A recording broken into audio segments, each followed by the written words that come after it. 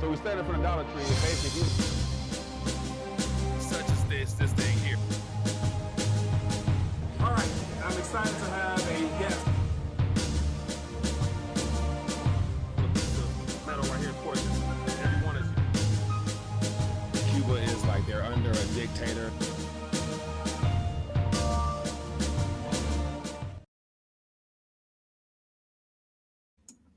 RTD Live Talk, Detroit's #1 YouTube talk show. We are live for a Monday edition of the People's Talk Show. Excited to connect. Looking forward to finding out what's on your radar. Lots of subject matter to touch on, and definitely wanted to share my 2 cents on the recent announcement of the additional weight added with the Chinese renminbi into the SDR basket, as if at this current moment, the people in Asia are really concerned with what the Western forces think about their currency, as well as the direction of the monetary order. But I got my thoughts on that. Of course, we want to get yours as well. A couple other subjects worth touching on, but also ultimately want to just filter through the noise and just, zoom out, look at the bigger picture as to where things are heading. And regardless as to what we're being presented with, ultimately we know the final destination of fiat currencies. They're being rebranded because they're being destroyed, because they are the primary weapons used to execute this great reset agenda plus some. So anyway, hope everyone's doing well. As always, want to make sure I welcome any first-time viewers.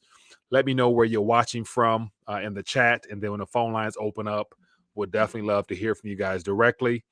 And as also, it's not a talk show unless you have something to talk about. So feel free to bring a topic or whatnot in the chat, or give me a call when the phone lines open up. So let's jump right in. I'll acknowledge a couple people, then get right into the headlines, and make sure I leave some time for everyone to call. But for those that are plugged in right now, if you don't mind, hit the thumbs up button, show your support for the channel. Hopefully the algorithms kick in, more people are notified. And then also click that RTD subscribe button if you're new to the channel. Definitely want to connect with you and help you to see things from a much different perspective other than the lame stream media that we get on the airways. So all right, let me jump in the chat real quick. We got Crypto Chris Card checking in. Appreciate you, man. James Richter. We got Dude Boy. We got, what's that? Camus and Carrot Juice, if I'm not saying it incorrectly. Says, was just thinking about this because the Yuan is in both the BRICS basket. IMF SDR basket is going to be interesting. Yeah, and of course, the whole IMF SDR, that's a Western banker's tool. And it's my opinion that the Eastern forces and what they've put together over there it's definitely it's meant to be a counter to what the West is doing. And I think this plays into the multipolar, multi-currency world in reference to some things I want to touch on. So definitely some good thoughts there. All right, we got Witcher's Works. We got Ray Finkel checking in as well. Appreciate you, man. We got, let me see here, an alternative. We got Joanne checking in. We got, let me see, I can't even pronounce that. Rev, yeah, I see you, but I can't pronounce that. I'm not sure if that's even a word. Mass Administrator checking in. What else we got? Christine checking in as well. Appreciate you. Tony B as well. Appreciate the heads up, TB. For bringing that SDR article to the chat. Definitely going to chime in on it. Feel free to call in. Let me know your thoughts on it. All right, so let's jump in, man. Let's jump in right away. So let me just go here, and I got so many windows open. Let me just jump right into the primary one. Okay, so here I got several articles referring to the same thing, but just they all give a different perspective. So I'm going to rant a little bit on it, and then open up the phone lines and try to get more calls in today. But just a little, something worth chewing on. IMF increases the weight of the U.S. dollar and Chinese yuan in the SDR basket. And then this article here just gives a little bit more detail summarizing the actual article that was given over the weekend by the IMF officially. So it basically just broke things down, made it a little bit easier to dissect. And so ultimately, I'll thumb through these bullets here, then show you a visual representation of it, and then we can add on to it accordingly. But it says what you should know: the updated SDR weight maintains the same ranking as the initial weights established in 2015 assessment, except a couple changes. Basically, the U.S. dollar got a bump up, and then, of course, the Chinese yuan got a bump up as well. Nothing significant, but to me, it more so shows the Western forces trying to pacify China in this transition period, because it's my opinion that at this current moment, with what the West has done to the world by basically hijacking all financial railways, utilizing the reserve currency status, we've abused our privileges, and so we owe our creditors as well as the nations that actually produce real value, i.e., all the stuff made in China. So we owe them, technically speaking, a lot more than just a 1 point, what is that, about a 1.4, 1.3% increase in that basket. But then again, in my opinion, this is all just a little bit of a cover up. And I think in this next world structure, this SDR stuff will not even have the weight that it does now, because the world won't acknowledge it, in my opinion. But anyway, here, so bump down in euro, the yen, and the British pound. I think the euro, the euro's on its way out, unfortunately. IMF said that in a statement, its executive board has determined the weighting based on trade and financial market condition developments from 2017 and 2011, and within that 4-year time frame they're referring to, it's been known that China has, but basically from a gross domestic product as well as a I forgot whatever the other measurements were, ultimately surpassed the U.S. as the number one leading nation in a couple categories. So to bump them up just that bare minimum, doesn't really do them any justice. But anyway, so this is just some things here to summarize this article right here. So this is the primary article, came out of IMF from this weekend, and it goes through lengthy whatever, a lot of spiel, giving some percentages here.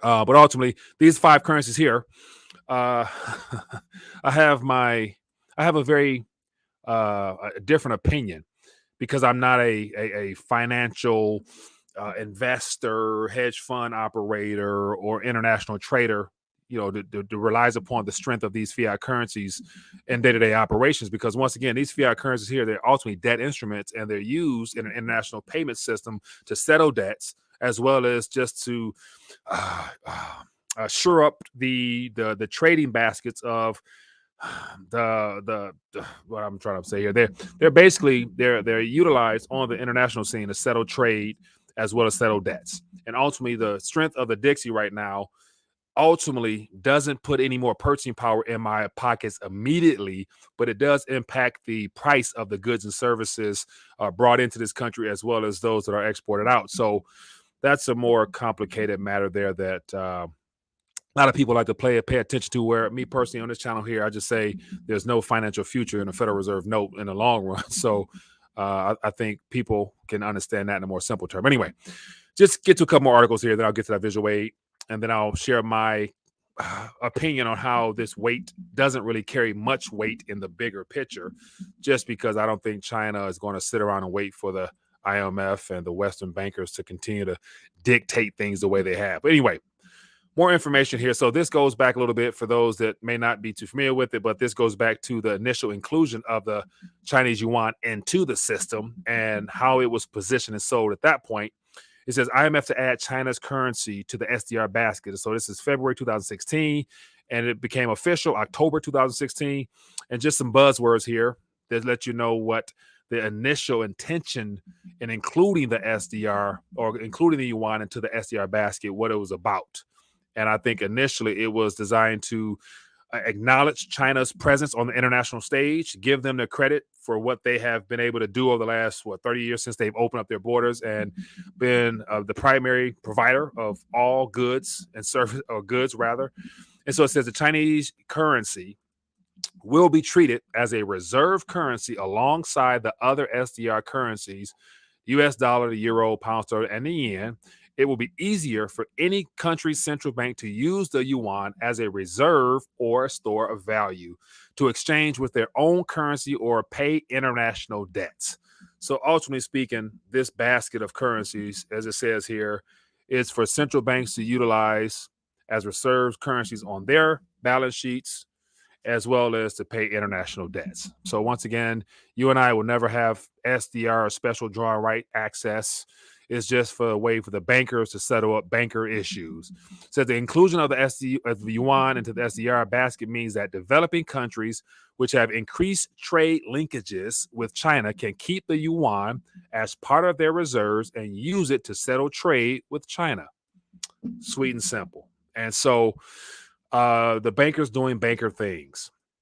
And so let's look at this board of bankers or international financiers that are the ones setting the trade weight or the weight of this special drawing rights, which is the IMF currency that, the Western nations, I think, still want to try to pull off on the world, but I don't think it's going to run smoothly. So here we have IMF executive directors and the voting power. And so here is executive board is responsible for conducting the day-to-day business for IMF. It composed of 24 directors who are elected by member countries or by groups of the countries and the managing director. Okay, so sweet and simple here. You look at the people on the board here. It already favors the leading currencies. And of course, China had to get a seat. You can't have the leading producer of all manufactured goods that's used in every country not have a seat and carry a lot of weight in proportion to the other currencies. And this was done within the last 6 years now. So we have we have Elizabeth Corsortino is a vacancy. It looks like there's 2 people from Japan. There's a Jean whatever from China, and there's the measurements of their votes here according to their country. So they carry a little bit more weight. They carry 6%. The U.S. carries 16.5% as far as the overall voting capacity. Then you have here smaller countries, Scandinavian countries, Middle Eastern countries here that carry a little bit of something. Not much, 5.4%. Then you got Germany Germany in itself carries 5.3%, 5.31 of the vote. Then you have some South American countries here that equate to 4.53. Then you have more countries here in the islands that looks like more of the islands. Was at the Pacific, if I'm not mistaken, islands here. So here we go. Just a little weight right there. Then we got some Eastern European countries here. So this is the breakdown of the voting power. But then again, look at the very top. The most weight is up at the top with China, Japan, the United States, and Europe in between. So it doesn't surprise me whatsoever that those individuals on the board would vote in the increase of the dollar slightly as well as the yuan slightly. But yet, once again, this is all smoke and mirrors because ultimately speaking, as I just mentioned, those currencies there are for the bankers' agenda down the line. The SDR, whether it be a digital representation or the actual basket of currencies that's ultimately used to further enslave nations, I don't think it's going to be a part of the game plan moving forward. And I'm going to get into why I believe that is the case, just because it's a Western-driven entity. The IMF, the World Bank, all those entities that were created by the West, they're also trying to orchestrate this transition. At the same time, Asia and Russia have already made it clear that they're not going to follow suit in the way that the West would like for them to, or that's the way it's being presented to us on the outside. And so time will tell, but ultimately speaking, the SDR, I don't think it's going to have the exact impact that the Western bankers want to have, because there's going to be a multi-currency, multipolar, multi-structural infrastructure at play pretty soon. And it's being worked on right now, in my opinion. But anyway, let's move to a couple more here. Before I rant any further, let me actually share with you the one visual aid that I use as a thumbnail, just so you guys can see the visual representation of the weight structure. And, I guess, small percentages add up at the end of the day, but when it adds up in a fiat structure that's being rebranded, I don't think it carries as much weight as they would like for it to overall. Definitely no confidence. So here's the actual visual aid that I use for the thumbnail here. I grabbed this off the internet, but it just gives you an idea from 2015 up to today. And of course, the pound took a little bit of a decrease. And then we have the yen taking a dip. We got the yuan taking an increase, the euro taking a dip. And I think definitely with the euro, the European EU Commission right now being caught in the middle of the tug of war.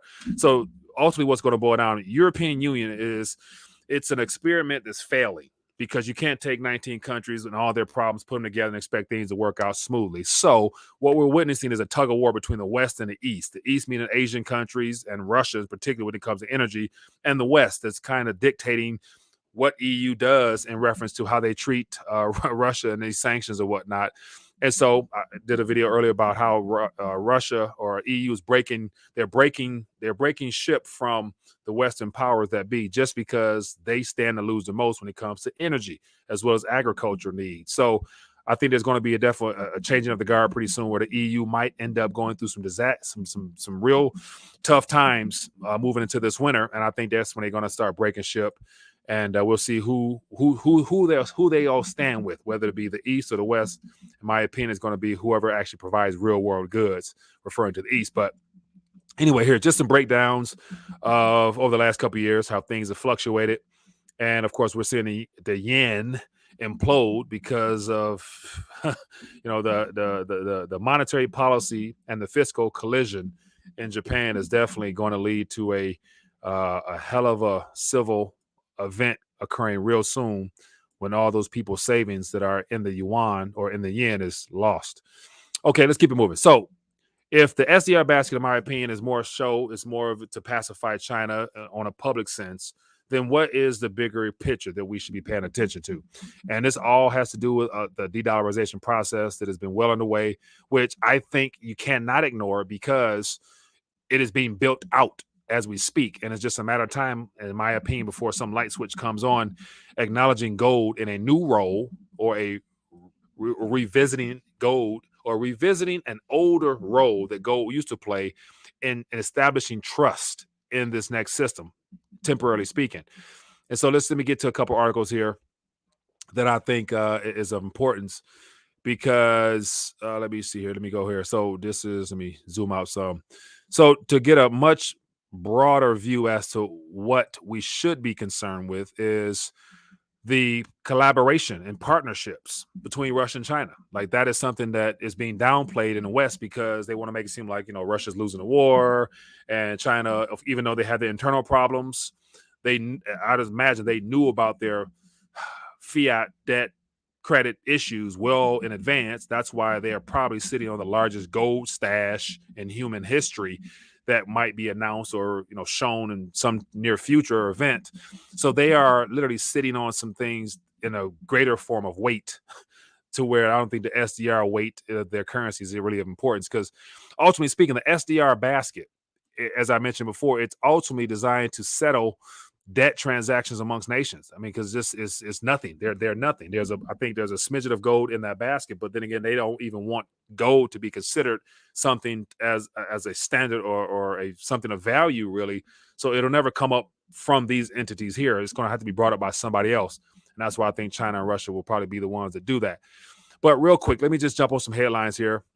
This is what the world should be paying attention to: the collaboration and cooperation between Russia and China. So these are some older headlines, but I've been touching on for quite some time, because I think they carry more weight than an increase of the yuan in the SDR basket, as if I don't think China's really concerned with, they increased us, 1 point something percent in the basket. We are now on the international stage. No, they're building a whole new infrastructure. So here's this headline: China and Russia declare a new era of multipolarity, challenging U.S. interventionism.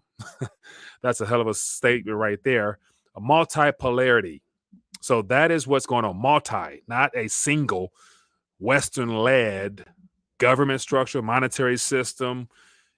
You throw it all out there. I don't think those two people there want anything coming from one particular nation. And I think at some point down the line, they're gonna have issues with themselves. But anyway, this is from an older article just talking about how the deals that's been going on in Russia and China, they're growing, they're continuing to do what they have to do, and they're ultimately looking to, as it says here, in this new era, a trend has emerged towards redistribution of the power in the world. So what type of statement is that? The redistribution of power in the world. Do you think that they are even thinking about the weight that they carry in an SDR basket? Yeah, I don't think so. Then here's another headline: Russia and China are leading a new world order. Russian foreign minister says. So once again, what type of new world order are they attempting to lead? Do you think it has anything to do with what the West wants? the way it's been presented to us, SDR baskets and things like that? My guess would be no. And so more information there, but these are just some subjects worth mentioning. So what are some counters to what the IMF, the World Bank, and all those other Western-led entities are doing? And it happens to be right here, the real role of the AIIB in China's New Silk Road Initiative. So once again, even though economic conditions are not favorable, I think the framework and the foundation has been laid for the Belt and Road Initiative to continue to move forward. And I think the dollar reserves that are still on the books of China, as well as whatever Russia may be holding on to, they've been using that to develop and to build out the infrastructure for the SCO, Shanghai Cooperation Organization, the Silk Road here, and the many financial institutions that they've all built. There's, at the top of my head, AIB, we got the BRICS, World Bank, we got the there's a couple more that I've talked about before, but there's more than enough that nations will have to use if they want to mess with these two countries when it comes time to getting real world goods. So these are just some things that I think are of more importance than the old Western tools that are no longer relevant. And then you factor in all this talk about gold. And of course, I'm curious to get your guys' thoughts on the Fort Knox. I want to definitely connect and see if anybody in the Kentucky area can validate that, verify that picture. But when you keep hearing about Russia and gold, it's like, to connect the dots. Russia's link of the ruble to gold is a practical admission of what money is. And so it's just a matter of time before more things come out and we hear about, what's going on. So Tech Etika says Forbes is Chinese owned. Good analysis there. And then just another story here that I'll start ranting and let you guys get your 2 cents here. So when it comes to the trading standard, i.e. the euro, for example, as I mentioned, they're going to have some severe issues. It says the euro is sliding toward dollar parity for the first time in 20 years. And so that is not a good thing for the Europeans, because that means that life becomes even that much more uncomfortable in reference to the affordability of real goods and services on an international scene, because the euro is of less value when it comes time to settle and trade and things of that nature, and to import things into certain countries. So it's going to end up biting the consumers in the behind. But then again, it doesn't help when the dollar, the Dixie, the traded weighted version, is also doing some things apart from today having a little bit of slight correction in a sense. But the strength of it in of itself has terrorized the world. When you see headlines that says dollar strength pushes world economy deeper into slowdown. So yeah, debt instruments, man, always come back to bite somebody in the butt. And it's the ones that took out all that debt in reference to nations that will suffer the consequences, because ultimately all the nations that are heavily indebted in dollar-denominated terms, they're going to end up having to sell some of their real-world natural goods as well as land and anything else. They're going to have to nationalize a lot of their assets within the country to then have to give it to the IMF, which is like the IMF is like the mediator between the debt-based instruments denominated in Federal Reserve notes, as well as their use of debt to further enslave nations by issuing loans to countries that they know can't even pay it back. Like that, to me, is an ultimate sleight of hands. When you send debt to someone, you know they're already struggling from debt, you just compound the debt. That sounds like a Ponzi scheme, but it works until it doesn't. And that's why I don't think China and Russia they're playing along with that in a way that will benefit the West entirely. So anyway, a couple more articles I can rant, but I'm not. Let's open the phone line. So let's talk.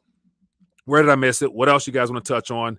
USD to ruble. Of course, the ruble is, right now, it's proven to be a semi-viable fiat debt instrument when it comes to operating with Russia, because if you want to get anything out of Russia of substance, probably moving forward officially, you're going to have to pay in rubles, therefore strengthening the ruble even more. So all right, let's talk. Open the phone lines. Anybody got any thoughts, ideas, or whatever you guys want to touch on? Bring it to the forefront. Let your voice be heard. This is the People's Talk Show. I don't want to hog the mic all to myself, or throw out some ideas in the chat or some comments or whatnot, and I'll try to touch on them and go from there. So let me zoom out so I can see more. Predatory lending. That's exactly what it is. Great, good stuff, man. Let's keep it moving. It says all the bad stuff is good to be aware of. How about good things and action items? The problem is God will fix it. Nothing you can do, just chill. The problem is God will fix it. Nothing you can do, just chill. That's a way of looking at things. I don't necessarily see it that way in its entirety. And so this great segue. So if you have not, look above. If you're watching on the cell phone or desktop, look above. Just doing a little rebranding on my end, looking to cover more subject matter, but narrow it into some categories. So I got 3 primary categories, of which I'm going to try to condense everything I speak on from this platform here into those categories of some capacity. So the very first one is a New World Agenda. I think it's good to keep an eye on the enemy's plans just so people can be informed and aware as to how they progress. And so I'll be talking on all the things happening with the UNW, stuff like that we touch on. But I'm going to try to categorize it so it makes more sense rather than just throwing it in here and there. And so like this little video here be 40 minutes long. I cover everything that crosses my mind, but it's not in order the way I want it to be. So I'll touch on that. The next category is monetary literacy. Helping people understand the essence of what money is from a financial standpoint, and that's gold and silver. That's just the best way to preserve, protect, and shore up yourself on a financial standpoint. So I'm gonna still touch on issues to deal with that. That's what the Rethinking Dollar was founded upon. And then the ultimate transition, where I gets into more of the good news, is basically relaying natural world events into the spiritual world. Basically talking about the parallel systems that are at play right now. So ultimately, what we're experiencing is a collision course of 2 different kingdoms, 2 different worlds. We got the natural, ran by the enemy of this world here, and then we got the eternal, ran by our King himself. That's Jesus Christ, who sits on the throne right now and for all eternity. So the collision of those 2 worlds, but there's a lot of symbolisms, a lot of parallels that we can draw from that doesn't have to be real religious. Like, I don't want to get into the religious, thou art, shall not. No, that's the way mankind positioned us to look at it in that way. I don't want to focus on that. I want to focus on what has been given to me and what I think can be useful to people, because it has more to do with relaying economic issues from the worldly standpoint, from the way the kingdom has also given us the same type of structure. There's a government in heaven. There's a tier system. There's economics in the kingdom of God. There's all types of structures that parallel the natural. I'm going to focus more on that for myself as a good news. So I'm going to try to put together things that would make sense from that standpoint there. It has nothing to do with religion. Like, this is, to me, just like as I mentioned before, we're having a governance crisis. The ultimate government happens to be a monarchy, and it's about one person. His name is Yahweh. Anyway, hello, caller. What's your name? Where you calling from? Hi, Mike. This is the coolest white dude in Yashkaba, Mexico. The coolest dude. Doing good, my man. What's on your mind? Give me a quick thought. I wanted to talk about the 1985 Philadelphia bombing called The Move. Okay, give us a quick thoughts on that one. What's going on? Well, I sent you that an article yesterday from Wikipedia. Yeah. Yeah, the Philadelphia Police Department basically bombed a neighborhood. The western part of Philadelphia, fired 10,000 rounds of bullets, tear gas, and that wasn't enough. So the police chief brought in a helicopter and dropped the bomb on, killed 11 people. It went through the court system. There was a settlement for like $2 million, and then another settlement for $12 million. Mm-hmm. This is really disturbing. I mean, we see all these bomb pictures in Ukraine and things like that, but this took place in Philadelphia in the United States of Israel. What's your thoughts? Yeah, so I've touched on that before, and I'm sorry, right now on the screen I got some pictures up referring to that neighborhood that shows like that entire neighborhood was just scorched, referring to the fact that, in times of complete pandemonium, rule of law and things that will be considered inhumane don't apply. So if it happened once, it can happen again. And I think when we're transitioning out of an old government structure to a new one, I think rule of law, as well as respect for human life by government officials in of itself, might be thrown out the window. You know what I'm saying? Like what's happening with the Supreme Court. Like, I think that leakage of what could come is, of course, is a setup. But I think if all parties are all compromised, then, it's no holds bar. Anything is possible. So, but as far as the details of all that, I'm not too well versed, other than the fact knowing that it did happen. And apart from people in the community mentioning it, I had no clue until somebody brought it to my attention. So appreciate you for bringing it up again. Well, it's very disturbing, and there was 10 convictions of the movement, which were black folk, and they were sentenced to between 30 and 300 years in prison. The story gets more disturbing because the perpetrator was the Philadelphia Police Department that was proven in court. Yeah. It's just unbelievable that people don't understand that they're being attacked by their own government. Right. And and I think within this decade, more people, unfortunately, will come to that realization. And so that's why I think, it's one thing to focus on what the enemy is doing to us. The enemy, referring to, Satan and his demonic forces, will use anybody. So, it's regardless of skin tone, black, white, yellow, they all use under the influence of satanic purposes to accomplish Satan's goals. So it doesn't surprise me whatsoever, because our government, they're human. So they're definitely fallible, and they're more than in the right position of power to be utilized for destruction. So that's why I think, nobody knows the last breath they're going to take. So it's better to, from a spiritual standpoint, reassure yourself of your salvation if that's of concern to you. But if it's not, hey, then, most people will ignore it anyway. So, but hey, I appreciate you calling. Let me get some more calls in, my man. Thank you. Take care. Yeah, Bye. be good. Hello, caller. Where are you calling from? Yeah, Mike, it's low blood pressure, Corpus Christi, West Philly getting bombed. Why don't you call Will Smith? He might slap somebody over that one. Only LVP, man. What's going on with you? Hey, now I know why his mom wanted to move to Bel Air. That place is dangerous. Oh my goodness. Yeah, I mean, and that's I would imagine, it could happen here in Detroit as well. It can happen in every metropolitan area, regardless of race, just because crime is crime, sin is sin, and there's no excuse for it. That's just the world we're in, man. So it's a tragedy, but yet it's my opinion, there's a lot more of that stuff coming. So that's why it's better to be on the right side of, your salvation for the most part. But anyway, what's in your thought? What's in your mind, man? Man, I don't know, man. This dollar strength is pissing me off, man. When's it gonna end? I'm mad. So I guess it depends on, how you're measuring that and what are you trying to do with that. Like that milkshake guy, he talks about the dollar strength, and I was watching a video with George Gammon earlier, and man, it's like he's a dollar lover. That guy that was on the milkshake guy. Yeah. Brett John, man, he makes a lot of sense. It's getting too strong. When the hell is the end? I'm already frustrated of waiting, Well, that's the thing. And that's where, from those guys' standpoint there, they talk about, from an investment standpoint and how to protect and how to preserve yourself, utilizing the same thing that they'll probably be willing to admit is a tool that will ultimately be used against them.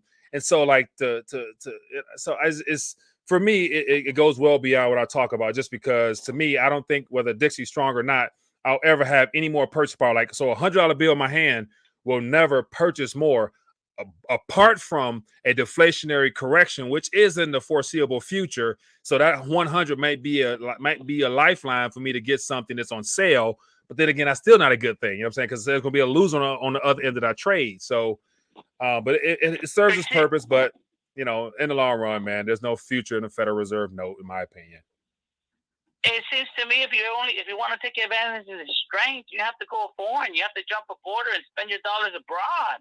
That is typically how it is done. So that's why a lot of people, have repatriated and not repatriated, but they've denounced their citizenship, moved abroad, and try to escape that and live a more affordable life overseas. But then again, with that comes the safety concerns, because if you live too good in somebody else's neighborhood, they're going to recognize that, and they're going to try to, take some of what you have so they can live good too in their own country. So it's going to be a security issue. Not even safe. They know we're safe. Right? Exactly. There's nowhere to run from a global reset. That's for sure, because every country is on board. Just a real quick update, and I'll be off. No problem. My brother in Yashkaba, I'll be home soon. I'm working on my citizenship. I'm almost there, Mike. Hey, well, keep us posted, man. Appreciate you. All right, I'm one step closer. All right, man. Be good. All right, Mike. Thank you, my call. Good stuff, man. Good stuff. All right, let's talk. So feel free to give me a call. So far, it looks like we got about 150 or so people. If you don't mind, hit the thumbs up button. Show your support for the channel, even if you're, not the one to want to call in or leave a chat out there. And I definitely want to encourage everyone to have a chance to feel comfortable speaking and sharing their thoughts, whether it's something major, something minor. It's all fine and good here. I want to make sure people feel comfortable being able to talk and share what's on their mind. So do that. It is the People's Talk Show. It's a talk show for the people. Anyway, let's get some more calls in. Hello, caller. Where you calling from? Hey, Mike. It's Mike from Pacoima, California. Mike, what's going on, man? What's on your mind? That dollar milkshake theory. Yeah. Give me your thoughts on it. He was saying.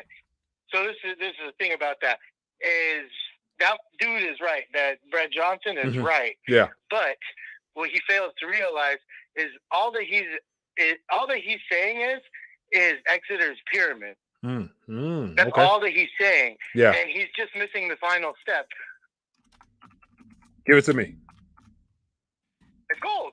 Oh, everything. Monetary metal. Yeah. It's going to be a regression back to the physical. Yeah. So what happens is all these debt and derivatives and all these layers of BS that these banks and institutions create out of thin air. Yeah.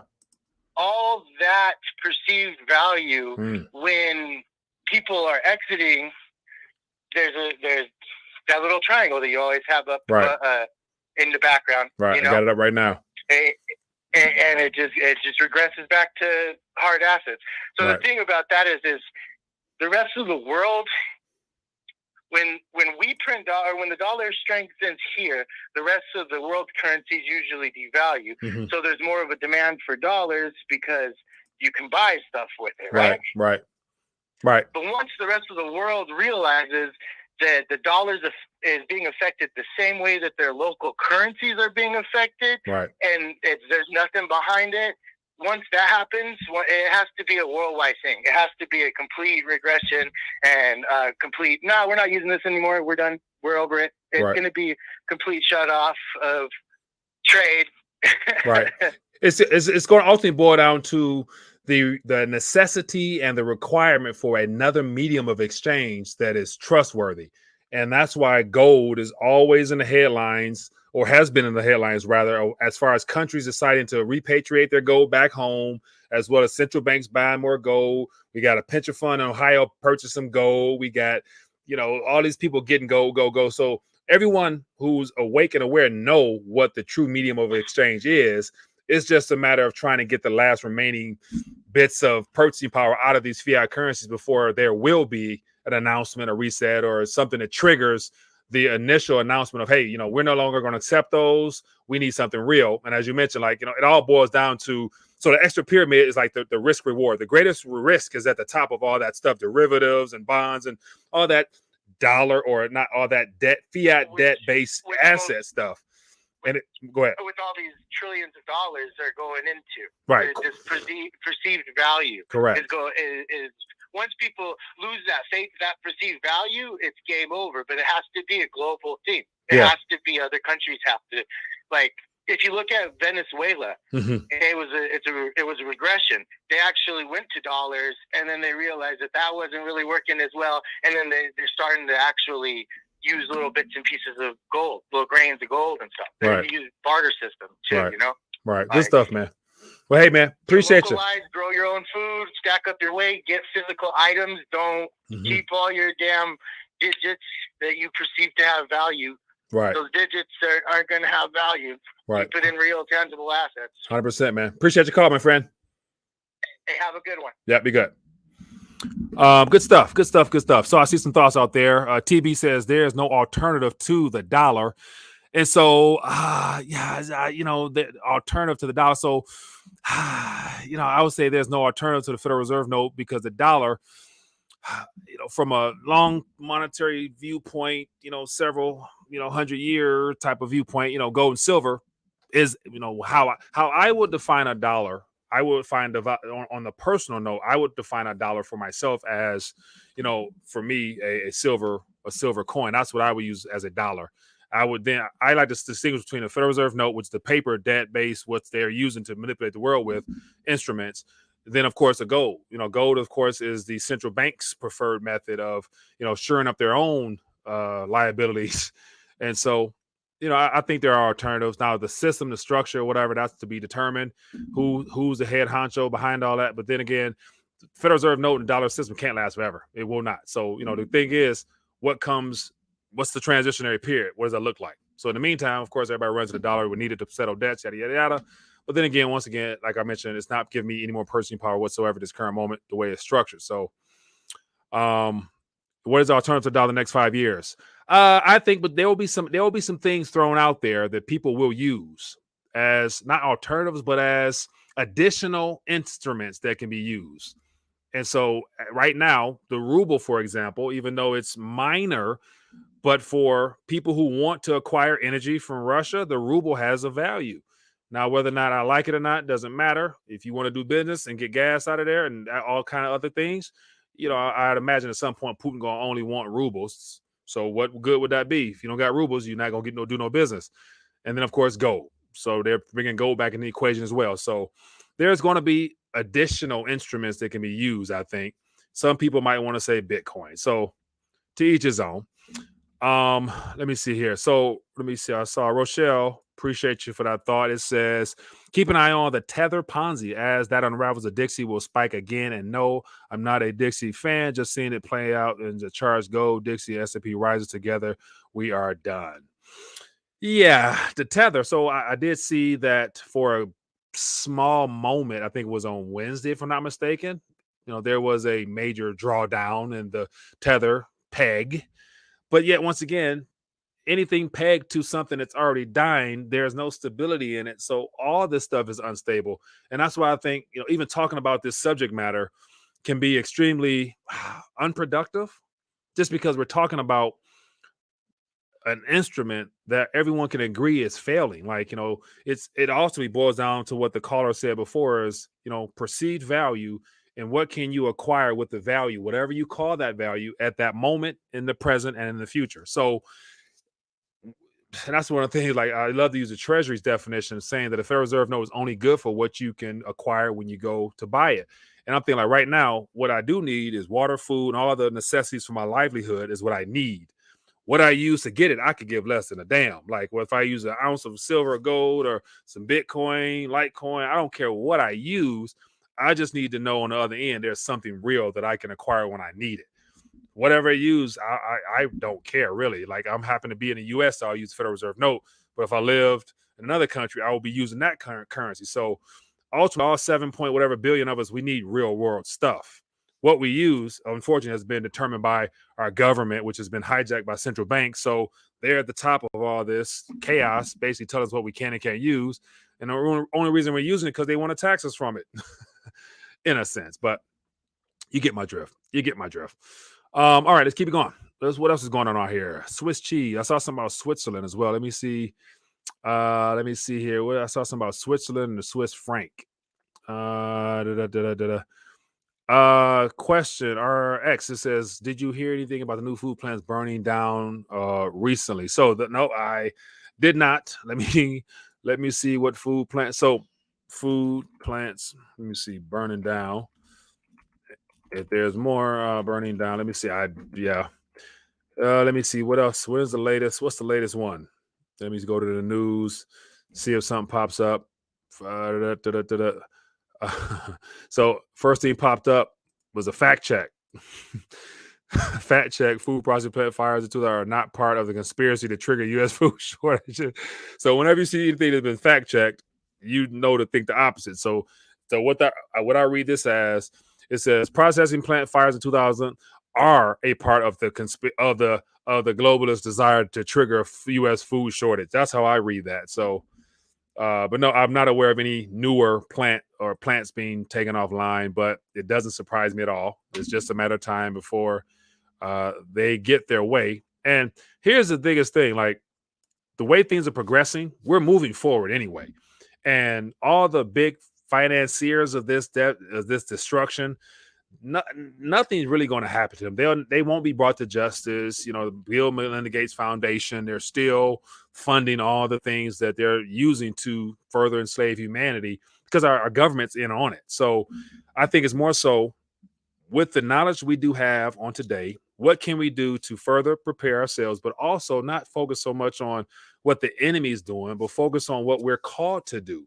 And I think our true provision and purpose comes in the spiritual essence of what it has to be greater than what the enemy is doing to us. Like I can't, that's why, as I rant before, I can't continue to talk about, you know, events as they unfold on a day-to-day basis, because that defeats the calling upon my life.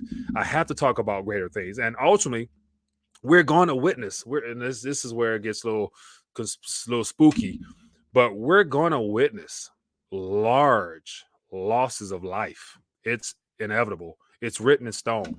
From people who willingly participate to people who don't even know, as the caller mentioned, you know, our political leaders, they're in bed with the same people that's trying to take us out.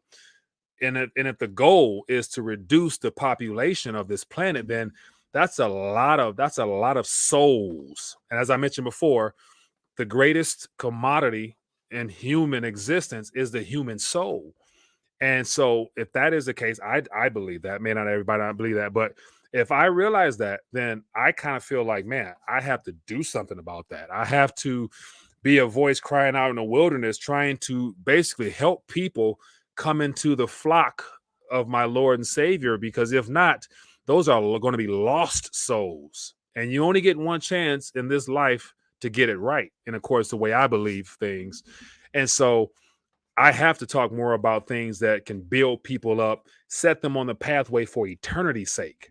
And that's why I'm excited to talk more about, as I call it, kingdom economics, just because I think there's a lot of things we can learn that doesn't have to be real religious like. That's spooky to me. I want to talk on stuff that can be applied today and according to God's word, hold him accountable to his word so that he can act on our behalf. So that's kind of where I'm excited to head as the days unfold. But, you know, it's going to be a journey because I've never done this before. Like, I can admit I don't know what I'm doing. And that's the humbleness inside of myself. I can say, I don't know what I'm doing. So I'm relying upon the Lord to guide me, because if not, I'm gonna make a fool of myself. But I'm about that, because what else do I have? What else do I have? I'd rather make a fool of myself in the Lord's name than do it in my own name and really, really look dumb. At least I can say, hey, Lord, you put that in my heart.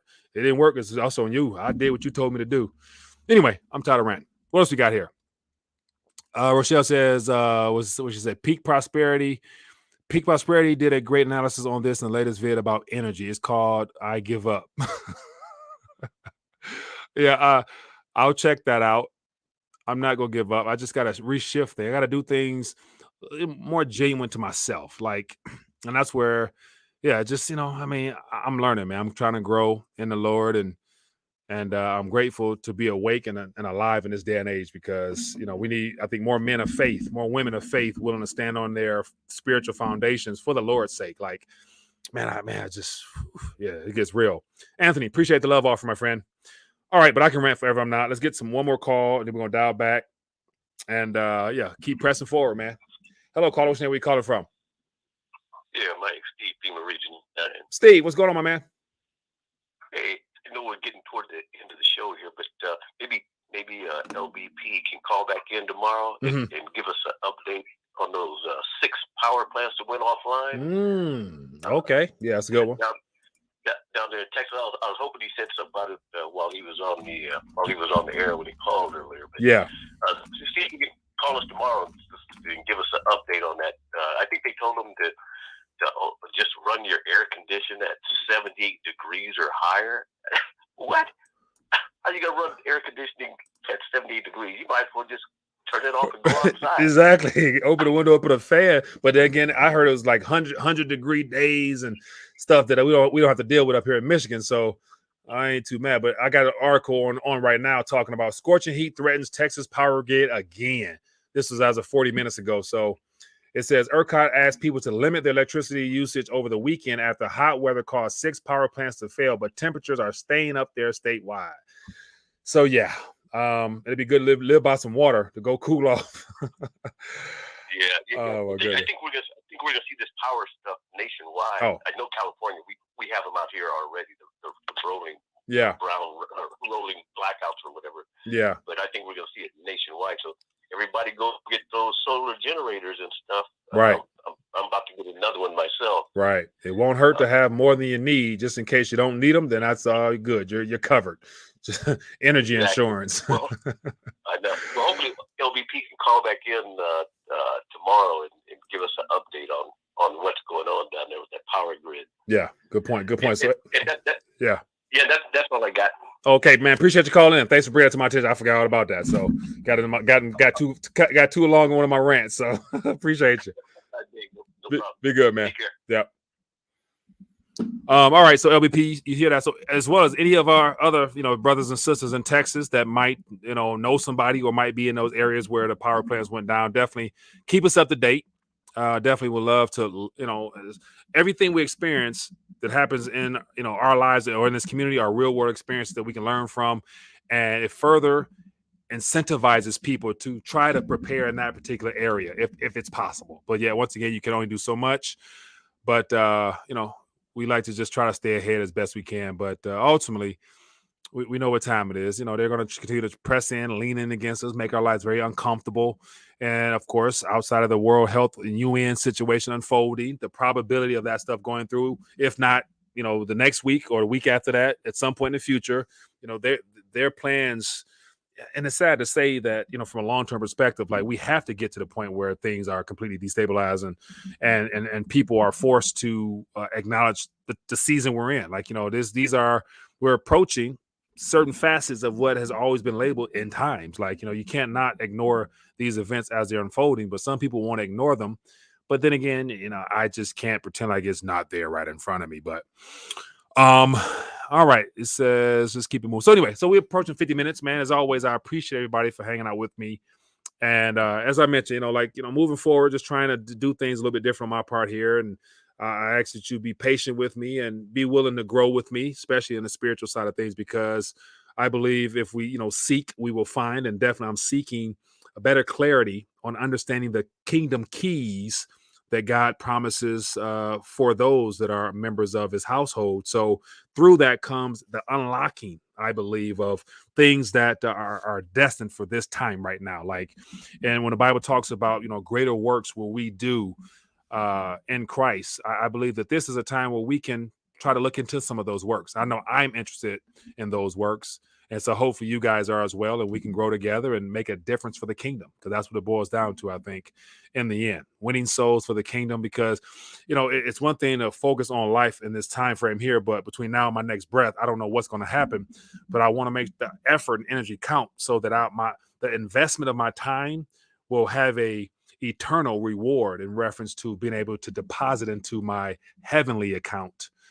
Through my acts and my deeds, as well as everything that I try to do in love. So, but anyway, I can go on and on, but I'm not. But definitely excited to, just do something a little different on my end. But enough of me rant. Let's close out a little bit of prayer as always. Want to lift up the King for his awesomeness and just thank him for the opportunity to continue to call on the name of Jesus, to say the word Jesus, whatever language you might call it in.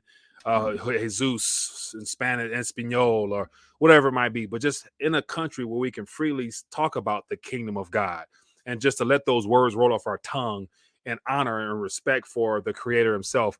It's a privilege right now. And I'm grateful to be able to have the ability to speak freely still, to give honor where it's due, and to acknowledge my allegiance to my heavenly government, because that's where my source comes from. So I can admit that with no shame whatsoever. But the goal is to get more people to do that as well. And I think we can make a heck of a difference in people's lives in general. But Heavenly Father, we thank you for the opportunity to gather today on this Monday to lift up the name of Jesus, Father. We thank you for all the events that unfolded. We thank you that we made it through another weekend into another week. We ask you allow us to have a heart and a passion after the things that you do, Father, which are to continue to expand your family. You want a big family. And I think the best way to do that is for your believers, your church, your body, Lord, to be active right now and to be laborers in the harvest, because it's abundantly available for us to do so, Father. Give us courage, give us strength, allow us to just be led by your Spirit, operate in love, and to treat other people like we want to be treated. And in doing so, we'll be a light that shines bright in this dark world.